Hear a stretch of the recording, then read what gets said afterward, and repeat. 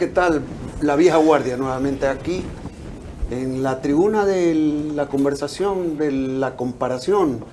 Invitado especial Pocho, ¿cómo te va? Mario, qué gusto. Don Gerard, un placer saludarlos. Bienvenido. El honor de estar aquí en la vieja guardia. Soy parte de esa vieja guardia. Siempre ¿Te desarrollamos. inscribe a eso, Pocho? Sí, y siempre desarrollamos con Gerardo. Llevamos Entonces, 6 o 7 años justo aquí en Caravana, haciendo programas de la vieja guardia, de la Claro. historia del fútbol ecuatoriano. Así que estamos muy identificados. Pero con es el que tema. no hay solo que contar lo sucedido, la vieja guardia que se identifica así, sino sentirla, Pocho. Por supuesto, yo la siento. Sentirla, esa de que cuando entran las comparaciones no te vengan con ese tema, es que tú eres nostálgico, tú eres romanticista. No podemos Sino aplicar eso, que es parte de que algún día estos jóvenes lo van a hacer, sino también incluir en el análisis eso que es parte de nuestra juventud, de lo nuestro, que lo sentimos como o sea, propio. no podemos ser románticos los que la trabajamos duro en esto. Claro, no habían estos aparatos cuando Exacto. comenzábamos, no habían los WhatsApp y los videos que se mandan de un lado a otro.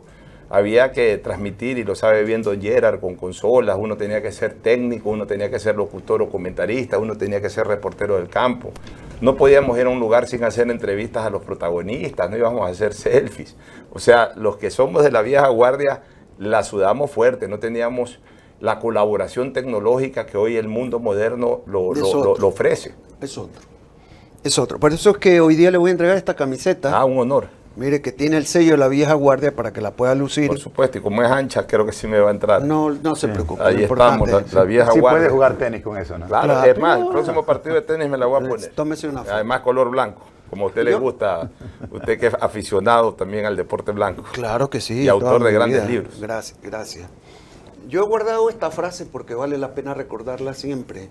No los vi jugar, nunca los veré, pero vibro y creo a ojos cerrados en las narraciones que sobre sus hazañas se desprendieron de los que sí pudieron hacerlo. Fue redonda.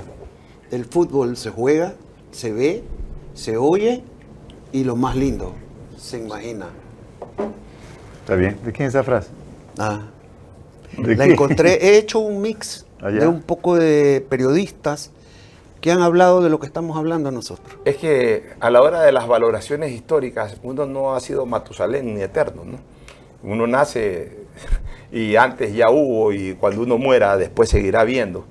Y así es la historia. O sea, yo no fui testigo de las proezas libertarias de Bolívar y de Sucre, pero tengo que creer lo que dicen. O yo Claro. no fui testigo de la manera como gobernaron Rocafuerte, García Moreno o Alfaro, pues tengo que creer lo que dicen. Asimismo, no fui testigo de los Chuchuca, de los Moacir, de los Lecario y Macías, pero tengo que creer lo que dicen, porque además no se lo he escuchado a una persona, sino a varias. Lo he leído en periódicos de esa época, he hecho mucha hemeroteca en mi vida. Entonces, Hay que prepararse para eso. Claro, Hay que estudiar la historia. He estudiado la historia y por eso puedo tener conclusiones. Ahora, claro, también he vivido mucho. He vivido 51 años de conciencia futbolística. Desde que tengo 6 o 7 años ya recuerdo perfectamente el fútbol. Lo he vivido como hincha, como niño hincha, luego como adolescente hincha. Siendo muy joven entré al periodismo deportivo. Estuve en tantas coberturas, luego he sido dirigente.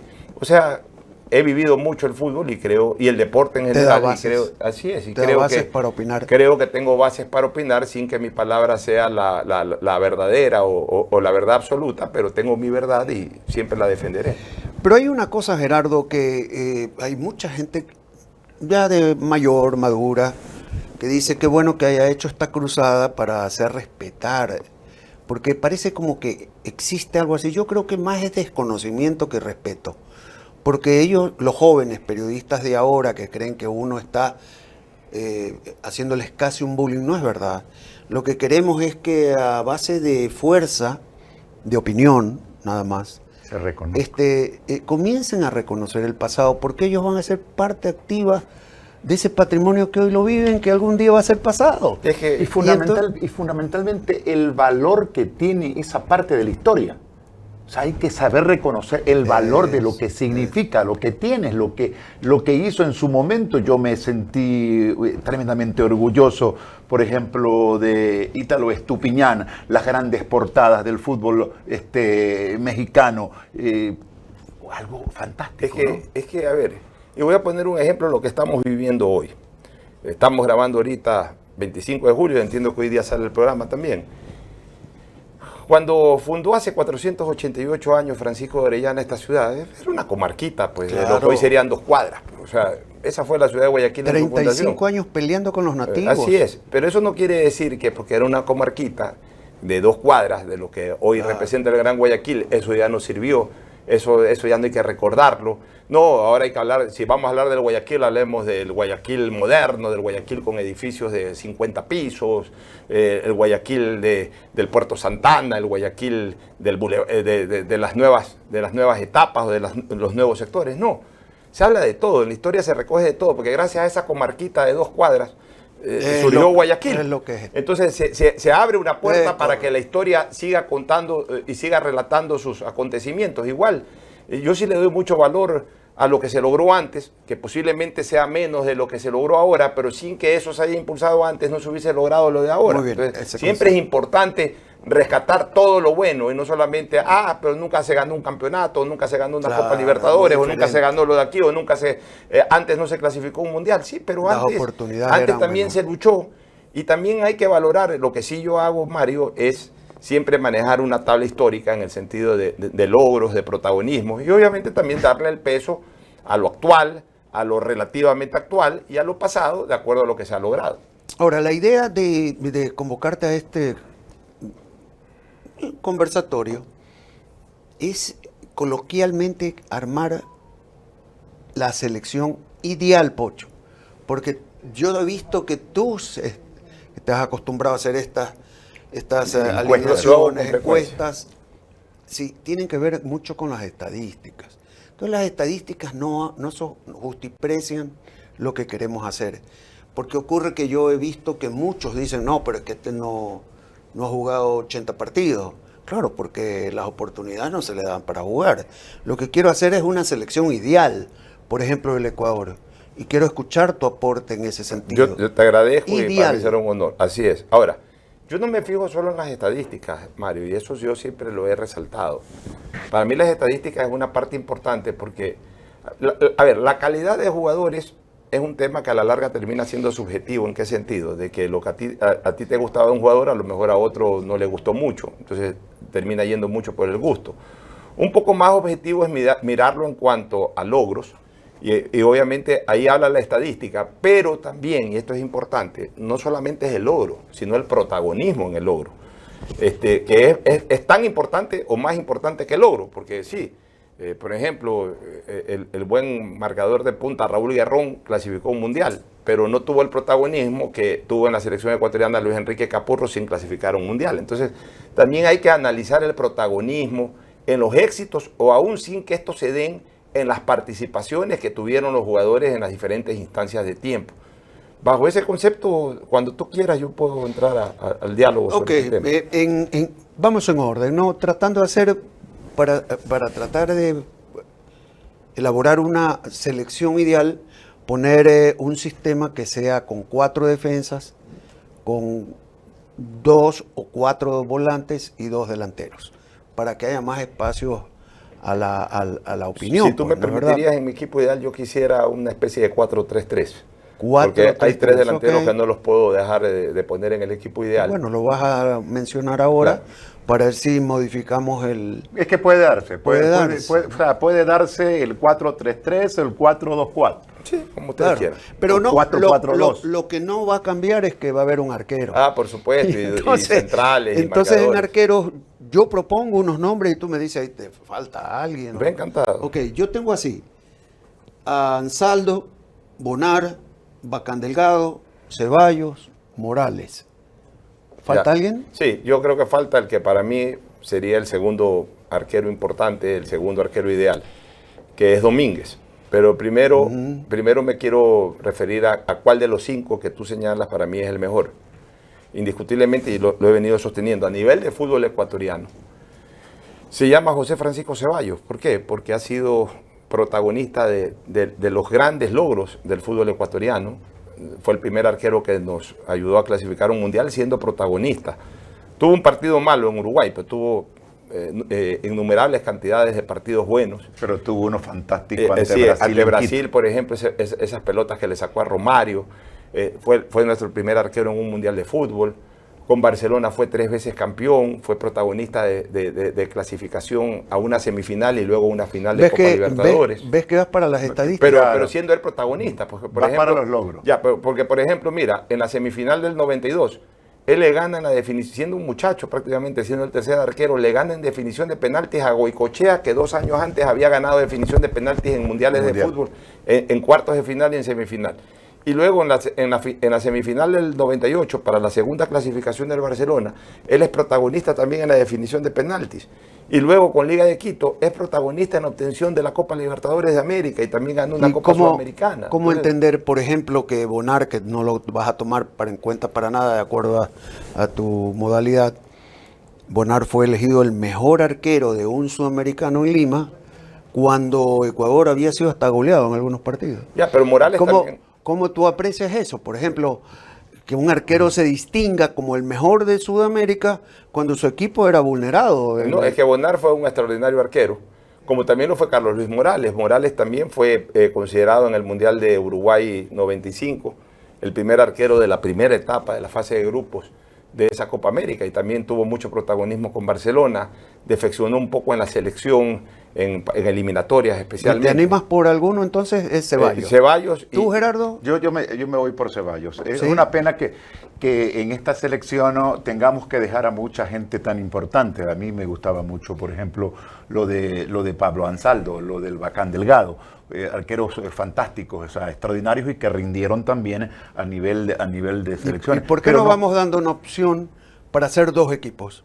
Claro, para que puedas mi segundo arquero, mi segundo arquero lo dije, Alexander Domínguez, porque también ha sido protagonista de 2 clasificaciones a mundiales, fue campeón también de la... Tapó 2 mundiales. Tapó, digamos... O sea, fue suplente en Brasil. No, fue titular en Brasil. Ahora fue suplente. Y ahora en pero 2022. Fue protagonista de la clasificación. También ganó un título internacional con Liga, me parece la Copa Sudamericana o una de las cantidad de competencias que había. Claro, pero Alexander Domínguez tapó en el exterior. Tapó en México, tapó en Colombia, tapó en Argentina. Y fue un arquero, ha sido un arquero. Fue campeón en Colombia. Quizá hoy ya está pasando por sus momentos bajos porque ya es un arquero que supera los 35 años tiene.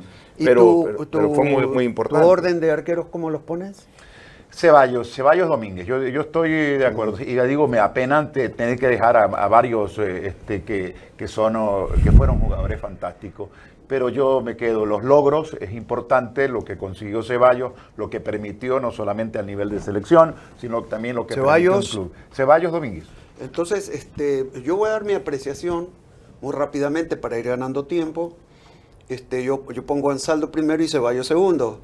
Pero allá los productores sabrán cómo está, ¿no? Ceballos ha ganado por la decisión de los 2 y Domínguez en segundo lugar. Entonces los vamos a poner así como una selección ideal, ¿no? Bueno. Y en marcadores derechos. El marcador derecho yo creo que es indiscutible que el mejor lateral derecho de la historia del fútbol ecuatoriano se llama Ulises de la Cruz. Ya. ¿Por qué? Primero, fue una figura espectacular, especialmente a 2 mundiales, clasificó a 2 mundiales, jugó titular los 2 mundiales. En la eliminatoria del 2000, Mario, 2001, Ulises de la Cruz tiene un récord que no lo tuvo nadie en esa eliminatoria.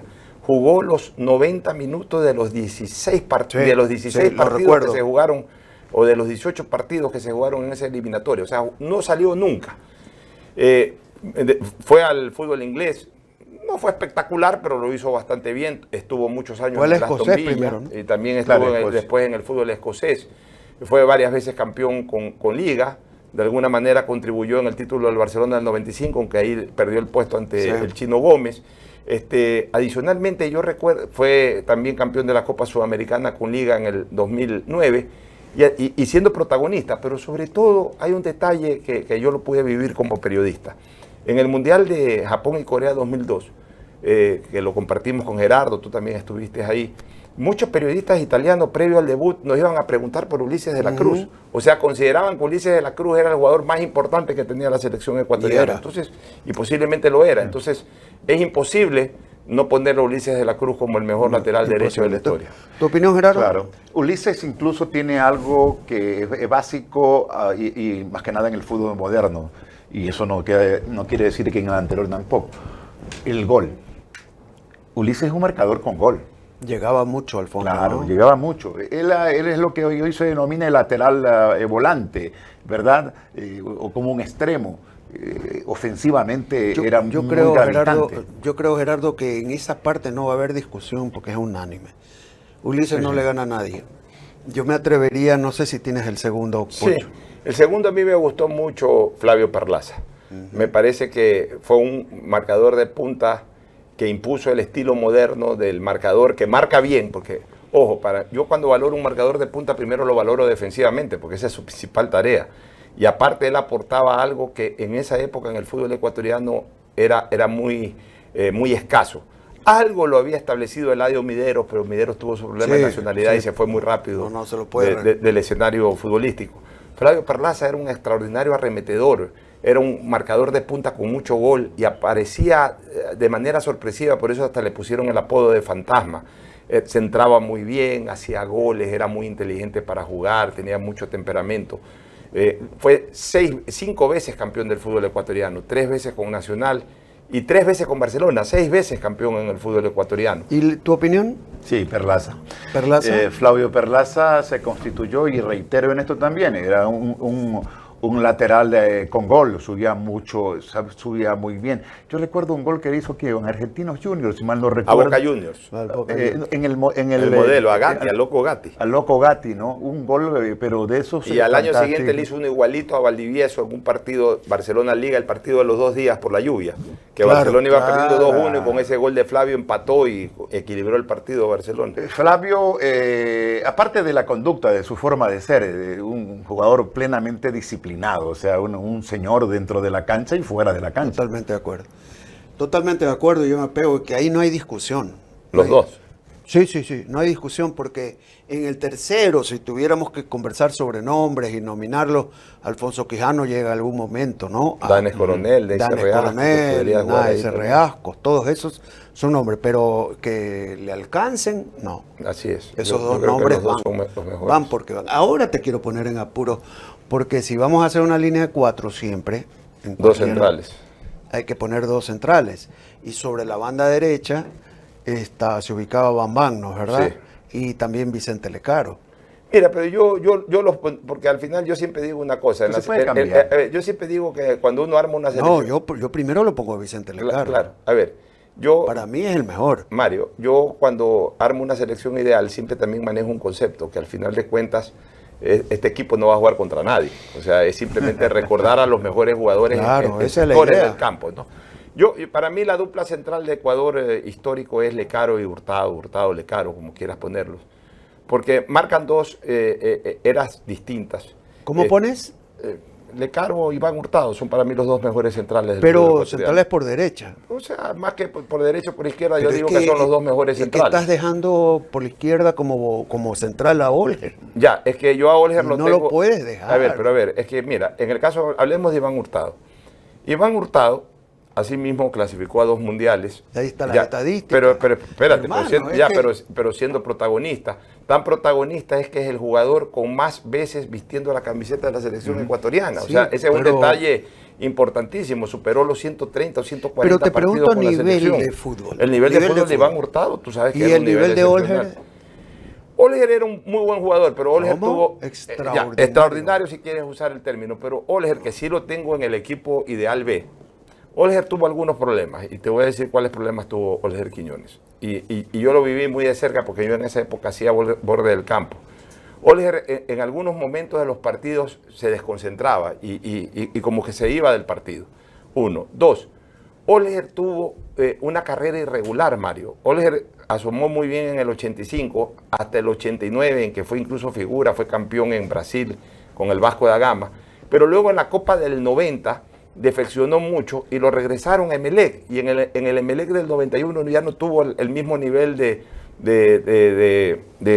lo que había mostrado en Barcelona, y después se fue al Pereira, y ahí en el Pereira no pudo crecer, se fue a Marudeira de Portugal y tampoco pudo destacar mayormente. Entonces A Oller le faltó un poco más de consistencia. Tenía unas condiciones naturales espectaculares. Quizás el jugador con mejores condiciones como defensa central, pero en cambio le faltaba esa consistencia que le hubiese permitido tener una carrera impecable de principio a fin. Mis centrales son Hurtado y Oller. Que ¿cómo lo acomodo? ¿A quién pongo la derecha? ¿A quién pongo la izquierda? No sé, pero mis centrales están allí. Por méritos propios, Iván Hurtado, para mí lo máximo ahí como defensa que ha tenido el fútbol ecuatoriano, de lo que yo pude apreciar, lo que he leído también de los anteriores, de lo que pude ver, lo poquito que pude ver de Lecaro, pero yo me decido por Iván Hurtado y por Oller Quiñones, los dos centrales. ¿Usted? No, yo estoy clarísimo porque sí lo viví y lo vi jugar mucho a Vicente Lecaro. Ya. Era un referente de nuestra selección. Ese jugaba en cualquier parte del mundo. El problema está en que no había las oportunidades que hay ahora. Es. Pero Lecaro, ahí atrás, el ministro, era una cosa insuperable. Además era valiente. Valiente, lesionado el partido en Lima. tenía tiros libres, los penaltis no fallaba. Bueno, falló uno que le costó un título a Barcelona. Bueno, pero fallaba muy poco. Así es. Fallar uno, hasta Maradona falló. Así es. El tema era que era un verdadero líder defensivo. Y lo de Oller no me olvido. Porque Bambam puede haber tenido su claridad, pero Oller con sus dificultades que tuvo en el tema personales y todo lo demás, porque no era tan cuidado como pensábamos, pero en calidad, en una selección que se llama Ideal. Por ejemplo, su fútbol era extraordinario. Muy rápido. Extraordinario. Muy rápido. Pero en todo caso siempre ganan las mayorías, dicen, ¿no? Ustedes ganan con Lecaro y Oller. No, es que tú no vas por Lecaro. No, yo no voy por Lecaro. Usted va por Hurtado y Oller. O sea, entonces aquí tenemos Hurtado 2, Lecaro también tenemos 2. Quedaría Lecaro Iván. ¿Por qué? Porque tú tienes a Oller también. Lecaro y Oller. Ya, usted tiene Oller también. Entonces empatado. Oller tiene 2, Lecaro tiene 2 y Exacto. Hurtado tiene 2. Ahí tendrá que definir la producción. Bueno, la producción acomoda. Ahora, faltaría un... Y de pronto se le ocurre hacer una línea de 3. No, faltaría un central ahí porque ya dos de esos 3 van a la Ideal, el otro quedaría como primer alterno, hablemos así. Y el otro yo ya me voy a la actualidad. Yo creo que lo que ha venido haciendo Piero Hincapié ya lo pone ahí. Piero Hincapié tuvo una eliminatoria impecable, tuvo un buen mundial, quizás pudo haber sido un poquito mejor, pero tuvo un buen mundial. Está brillando de alguna manera en el fútbol alemán, que es fútbol de altísima competencia. Creo que le saca distancia a otros centrales que han sido buenos en la localidad, pero yo creo que Hincapié ya está mostrando credenciales que le permitirían estar en ese cuarteto. Sí, o sea, como para nominarlo, está aquí. Sí. Pero otra cosa es que los otros tuvieron mucho más. Sí, no llegan no llegan todavía a esa dimensión, todavía, así es, no está como ahora, para la superarlos a ellos. El marcador izquierdo ha traído mucha polémica. Porque Pero ocurre yo no que, tengo duda. Yo tampoco. Porque mire, está Capurro, Macías y Pervis. Y entonces, solamente que me quieran incluir a alguien más. Yo creo que los 3 podrían ser los 3 marcadores de punta de mayor referencia en el fútbol ecuatoriano, pero yo sigo sosteniendo que todavía Luis Enrique Capurro es el lateral izquierdo más importante. Pervis está comenzando realmente. A ver, Pervis posiblemente lo vaya a superar con el tiempo. Le falta un poco más de carrera todavía. Pervis también tiene que consolidarse, porque cuidado, ahorita partida de caballo, como se dice, esperemos que no haya parada de burro, en el buen sentido de la palabra, o sea, acogiendo un poco el adagio popular. Más bien esperemos pues que sea de caballo más veloz en su prolongación y en su final como futbolista. ¿Te crees que Capurro es? Pero yo creo que Capurro sí es por varias cosas. Capurro no clasificó. Capurro no clasificó un mundial, es verdad, pero Capurro fue considerado en 3 Copas Américas el mejor lateral izquierdo del continente. Capurro era un jugador que te podía jugar en las 4 posiciones perfectamente. Capurro fue uno de los primeros marcadores de punta absolutamente completos, de raya a raya, o sea, siendo derecho, ¿no? De punta a punta. Él siendo derecho se acomodaba a cualquier posición, podía ser central derecho, central izquierdo, lateral izquierdo. Fue campeón con Emelec también. Realmente Luis Enrique Capurro, si existiera en el día de hoy esa facilidad, o mejor dicho, ayer, hace 20 años, 20 y pico de años en que jugaba Capurro, hubiese existido la facilidad de que por cualquier cosa te llevas un jugador a Europa, Capurro hubiese brillado en grandes equipos del continente europeo. Les cuento una cosa. En alguna vez, cuando la selección ecuatoriana la dirigía Dusan Drašković, entrenaba en el Coliseo del Instituto de Educación Física de la Universidad de Guayaquil. Ahí fueron a entrenar un día y me llama Dusan Drašković y me dice, ¿sabes tú una cosa? Tú ves a ese Capurro. Ese Capurro puede jugar ahorita en el Real Madrid si quiere. Sí, él decía capitán Real Madrid, sí. Decía Dusan. Ese puede ¿Y cómo que le dijo a usted, Capurro? Estoy listo hasta para jugar debajo del agua. Le dijo en Sao Paulo. Yo estuve en Sao Paulo también. Sao Paulo fue fantástico. Sí, entre estos tres que han acaparado realmente la afición que se tiene sobre el pasado, el presente, que es Pervis, que todavía le falta demostrarlo, y lo que fue Capurro, ¿no? Yo siempre me quedo con Macías porque lo vi mucho tiempo. Yo lo veo pero que usted se inclina bastante más para la década de los, o sea, hablando de los 60. A mí me impresionó 70, mucho la cortina 60. De hierro. Ah, Quijano, Lecaro, Macías y Bustamante. Sí, y Macías también jugaba izquierdo, pero no, es por las condiciones que tenían. Macías era casi un volante por fuera que en ese tiempo no se jugaba. Y llegaba muchísimo, centraba muchísimo, algo que ahora lo vemos habitualmente, pero ahora es una obligación. Antes no era obligación. El director técnico te decía, usted hasta la mitad, no me suba. Y él subía, bajaba, subía. Pero indiscutiblemente hay que reconocer lo de Capurro, ¿no? Capurro era un extraordinario jugador. Se nos queda, ¿sabe quién? Alguien que sí lo vi jugar también, que era de Liga de Quito, Tobar. Ramiro, el tronco Tobar. Era un extraordinario jugador. Lateral izquierdo. Lateral izquierdo. Pero yo me quedo como segundo lateral, o sea, yo lo quise mucho al Pollo y fue un brillante jugador. Pero realmente lo que ha hecho ya Pervis Estupiñán, yo creo que lo acredita. Jugador que está brillando en el fútbol inglés, jugador que hizo un muy buen mundial, jugador que obviamente contribuyó mucho a la clasificación. Ojo, que Pervis no comenzó bien en la eliminatoria y no hizo una buena Copa América, por más que dijeron que fue el mejor lateral de la Copa América, yo creo que no le hizo. Pero el remate de Estupiñán ya en los últimos 6 o 7 partidos de eliminatoria fue estupendo. Y luego él logró equiparar, ojo con esto, él logró equiparar su nivel en selección con su nivel a nivel de club internacional. Exacto. Entonces ya una vez que logró equiparar eso, yo creo que lo de Pervis Estupiñán va para mucho más. Hoy yo creo que ya lo pone poquito por debajo de Capurro, pero creo que en proyección, si no cambian las cosas, él terminará después de 6 o 8 años siendo el mejor de la historia. ¿Y cómo hacemos con los volantes entonces? A ver, explíquenme. ¿Cómo es que quieren? Volante, yo veo una cosa. A mí me parece, o sea, es que hacer este tipo de selección siempre... Pero un 5 tienes que poner. Claro, no necesariamente. ¿Pero por qué? Pues si es un referente, siempre se ha jugado con 5. Está bien. Antes, durante y después. Está bien. Siempre se va a jugar con un referente 5. Me buscaría un jugador como Castillo, como Tenorio, que jugadores 5 de esa... Pero yo sería un técnico muy revolucionario buscando esta selección de la historia, porque yo te pondría, por ejemplo, en una primera línea de volantes de la historia. Yo pondría a un Méndez Aguinaga, por ejemplo.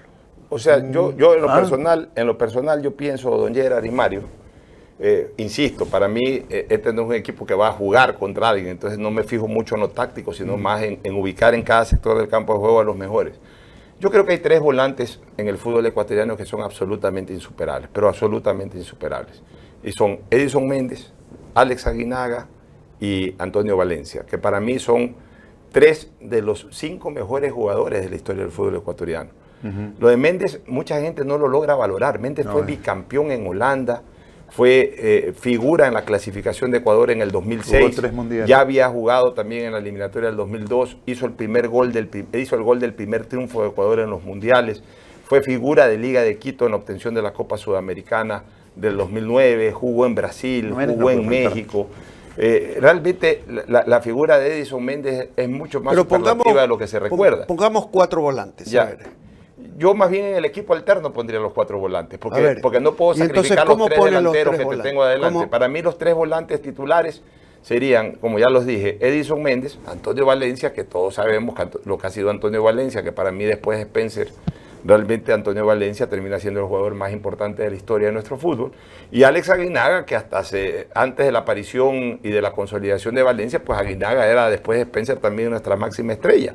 Aguinaga fue considerado el mejor jugador de la década del fútbol mexicano, pasó el club de los 100 jugando por el Ecuador, fue una figura rutilante en el fútbol ecuatoriano también. O sea, es que para mí es imposible reemplazar a esos tres volantes. Y que se quede en el archivo Bolaños, Polo Carrera. No se queda en el archivo, por eso yo te decía... Podemos poner en otro equipo, es que se quedan grandes jugadores, Villafuerte, Carlos Torres Garcés. Que fueron grandes 10, pero yo creo que, por ejemplo, por eso yo te decía, yo pongo 3 volantes titulares y dejo 4 volantes en el equipo alterno y ahí pondría solamente 2 delanteros.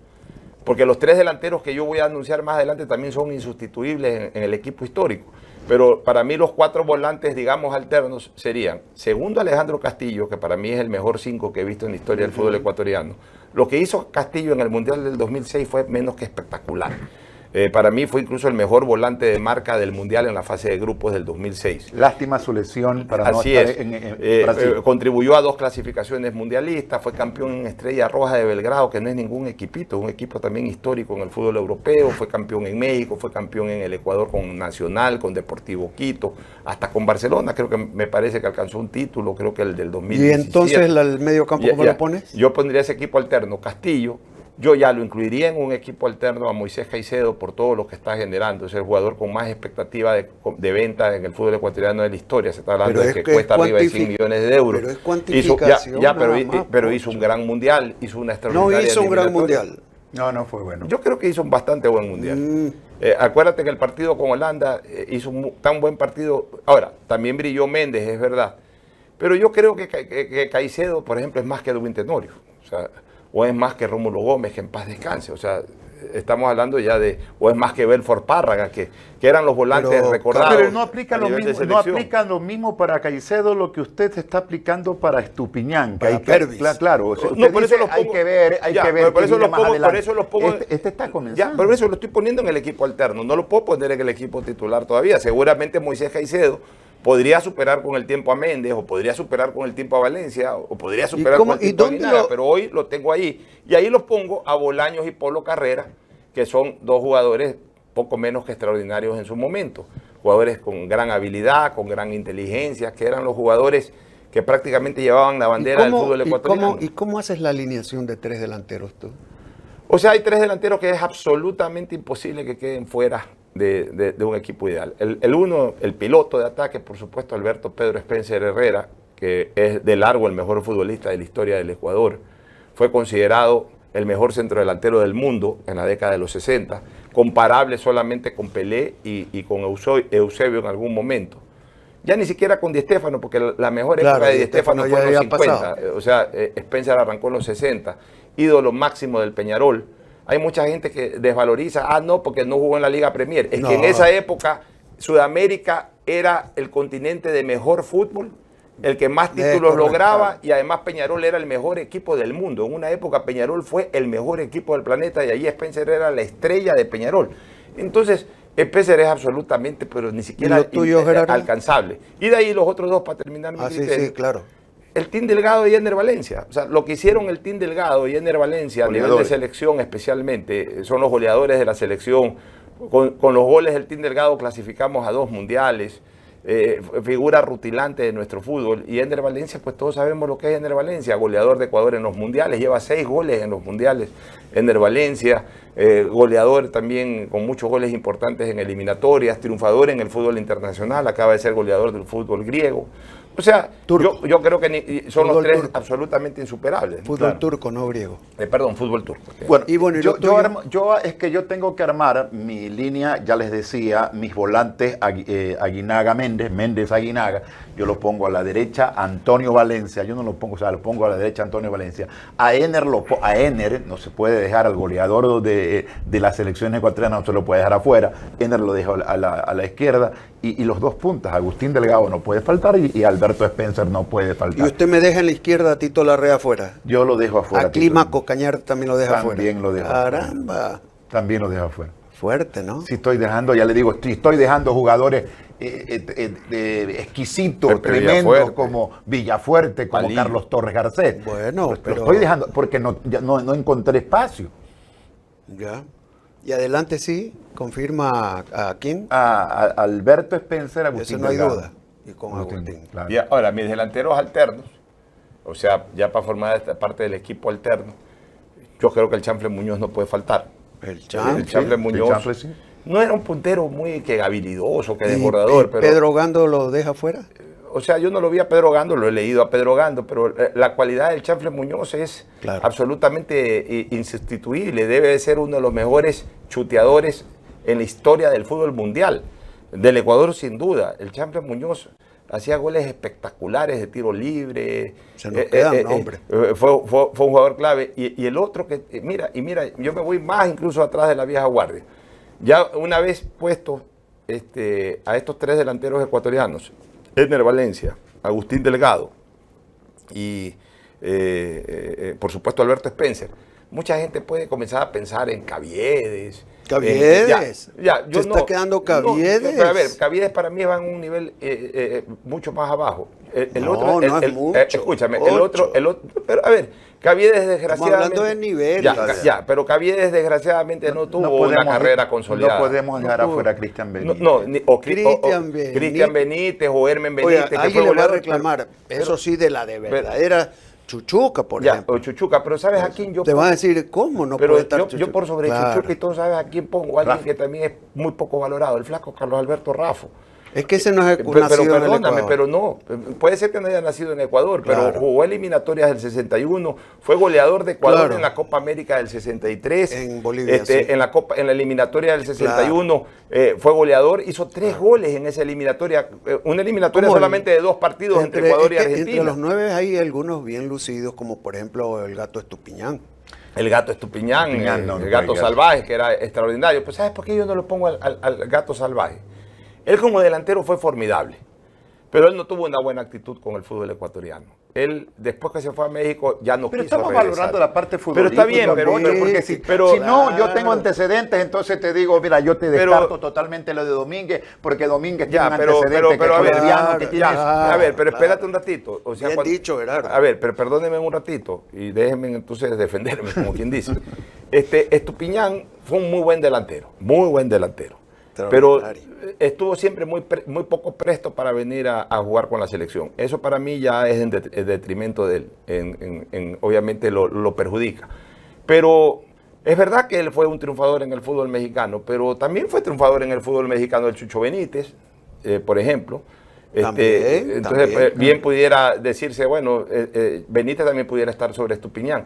Yo quiero valorar a Rafa por lo contrario, porque Rafa, a pesar de que no era ecuatoriano, jugó por la selección, se quedó a vivir aquí en el ¿Cómo Ecuador. luchó por ser ecuatoriano? Cómo luchó por ser ecuatoriano. Sí, Fue sí. figura del Emelec, del famoso Ballet Azul, pero sobre todo en la selección brilló. Fue goleador de una Los Copa 5 América. Reyes Magos. Fue goleador de una Copa América. O sea, estamos hablando ya de palabras mayores. Entonces el flaco Rafa realmente para mí merece una consideración Sí, especialísima sí. dentro del fútbol ecuatoriano. Sí, también en su tiempo Enrique Raimondi era el Raimondi. maestrito, era cosa seria, era fuera de serie, lo llevó el Nacional de Montevideo para sus filas. Pero en general es muy difícil hacer 22 jugadores. Mire cómo nos han ido saliendo jugadores y jugadores.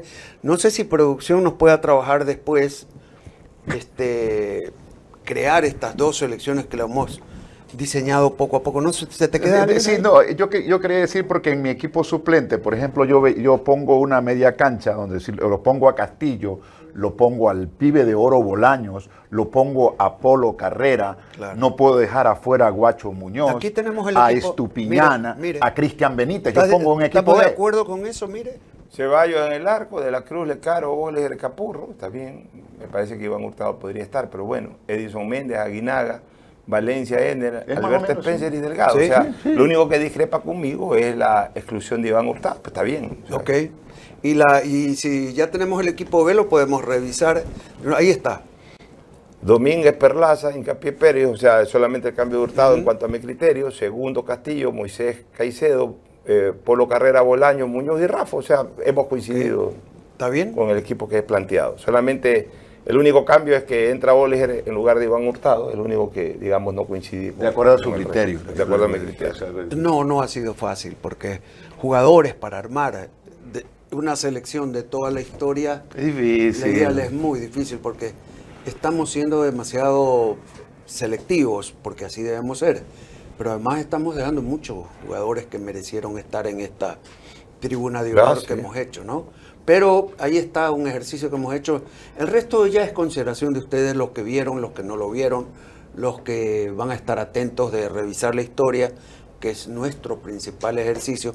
De esos jugadores ustedes no han visto mucho, pero aquí lo hemos nombrado y hemos justificado por Pero qué mira que hay de todas las generaciones. Por ejemplo, en Sí. los años 60 están ahí Lecaro, en el equipo principal hablo, Lecaro y Spencer. De los años 70 es quizás donde menos hay, porque realmente los años 70 fueron muy flojos para el fútbol ecuatoriano. Los años 80 está Luis Enrique Capurro, por mencionar del equipo titular. Los años 90 y la primera década del 2000 están Francisco Ceballos, Ulises de la Cruz, está Alex Darío Aguinaga. Pues bueno, yo diría que entre los 90 y la primera década del 2000 hubo realmente una gran explosión del fútbol. Comenzamos a clasificar los mundiales, está Edison Méndez, está Comenzaron a Antonio salir los Valencia. jugadores. De esta década, de la penúltima década, es decir, de la anterior, está Ener Valencia. Es decir, hemos hecho un análisis sopesando, dándole valor a todos, tomando de alguna manera en el canasto de cada una de las generaciones, y creo que se ha armado un equipo bastante ajustado a la realidad histórica. Muy bien, casi fuimos unánime con 2 o 3 nombres que no había cómo sacarlos, ¿no? Claro. No había cómo sacarlos. De ahí el resto dejamos a vuestra imaginación, siempre recordando de que estas son proyecciones en relación a lo que hemos visto, lo que nos han contado, lo que hemos encontrado, lo que hemos leído, lo que nos hemos instruido y lo que hemos creído también de periodistas serios que han podido observarlo y analizarlo. De ahí el resto es quedarnos muy contentos de este ejercicio, Pero por un poco supuesto. rápido, porque la verdad es que siempre nos llena un poco las estadísticas. Las estadísticas son un peso pesado. Podríamos ¿verdad? hacer un programa para cada puesto. Justamente podríamos hacer, tranquilamente. La semana pasada, estuve con jóvenes haciendo un ejercicio de los mejores deportistas de la historia Del Ecuador. del Ecuador. Y nos salieron 6, 7 nombres que todo el mundo lo sabía. Ahora, No recuerda había que cómo sacarlo. Y te voy a invitar, Pocho, para una No nueva... puede sacar a Jefferson Pérez, No, no puede no, sacar ni lo a diga. Andrés Gómez. No, Ni Pancho Segura. Segura. Oye, los Contigo, 6, 7 Mario. jóvenes Con- que sabían de Pancho Segura. contigo, Mario, acuérdate que, y con Gerardo también en AER, el año 99, los ese últimos días del fue. 99, hicimos la elección del siglo y mandamos Sí, a votar. señor. Y ahí acuérdate que habían los 5 grandes deportistas del siglo XX, fueron Jefferson Pérez, Pancho, Andrés Gómez, Jorge Delgado y Alberto Spencer. Sí, Incluso señor. nos acompañó Spencer, nos acompañó Delgado, el único que no nos pudo acompañar ahí fue Segura. Por ahí Jefferson estuvo un poco resbaladizo, pero al final vino. Una anécdota que la guardamos tú y yo. Claro. Ya. Pero mira, de este siglo yo creo que indiscutiblemente se suma Carapaz, se suma la chica Dajomes, se suma la chica Sí, Salazar, sí, que han sí. ganado medallas olímpicas. Entonces ya estamos hablando de que con el paso del tiempo se va enriqueciendo la historia. Pero la historia hay que enriquecerla, no hay que recortarla. Porque hay mucha gente que la quiere recortar solamente para los últimos No, 10 no, años. es imposible. La historia se enriquece, la historia no se recorta. Vea, Pocho, que se ha hecho acreedor. Una linda camiseta con la que voy a jugar tenis después que me recupere de la Tome- lesión que tengo en este momento. ¿Otra vez? Ando lesionado del Está isquiotibial peor. izquierdo. Pues así es, cuando uno tiene Este es como sobrecarga. Ando como Miller. Muy Linda bien. camiseta, te felicito. Ahí Y la quiero tiene. felicitarlos por este programa, porque realmente a los que nos encanta la historia lo revisamos, no solamente cuando leemos tu columna, sino que me encanta ver este programa porque justamente analiza temas históricos. A mí me encanta la historia. Tenemos ese programa con Gerardo Claro. los domingos. Todo. Y para nosotros es importante siempre resaltar la historia porque el recordar la historia es regresar en el tiempo, es acortarnos Es la volver a edad, vivir. es volver a soñar.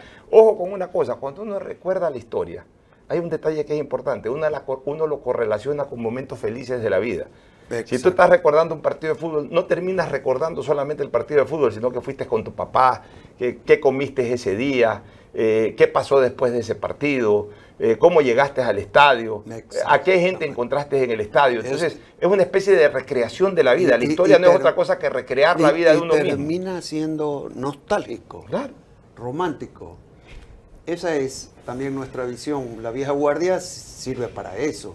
Y hoy hemos tenido un invitado de lujo que se unió a nuestras ideas y hemos compartido 2 selecciones de lo que nosotros creemos que son ideales para cualquiera. Como dijo Pocho y lo ha repetido 3 veces, ese equipo no juega contra nadie, solamente juega con nuestra imaginación, con lo que hemos podido ver y lo que le hemos podido presentar a todos ustedes. Nos retiramos. Así es. Gerardo. Muchas gracias, a Pocho. Gracias, don Gerard, gracias, Mario. Por haber estado con nosotros. Es un honor para mí haber estado aquí. Muy bien, gracias. Hasta la próxima.